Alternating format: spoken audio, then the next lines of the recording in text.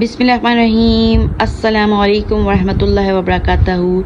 ईद मुबारक, ईद उज़ ज़ुहा। मेरी तरफ से मेरी तमाम यूट्यूब फैमिली को बहुत बहुत ईद मुबारक कबूल हो। आप सबके लिए बहुत दुआएं। अल्लाह आप सबको दीन और दुनिया की भलाइयाँ अता फ़रमाए और खुशियाँ अता फ़रमाए और नेकियां बांटने वाला बनाए।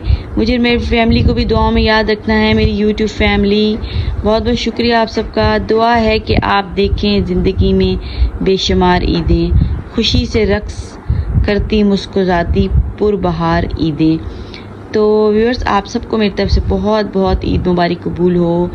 सबका ख्याल रखना है, सब बहन भाइयों का ख्याल रखना है। आज नाराज़गियाँ सब ख़त्म कर देनी हैं अल्लाह ताला की रज़ा के लिए, अल्लाह ताला की खुशी के लिए, और अपनी अना को थोड़ा सा कुर्बान करना है।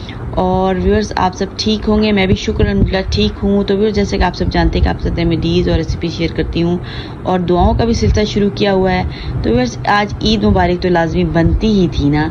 तो व्यूअर्स, आप सबको बहुत बहुत मेरी तरफ से ईद मुबारक हो।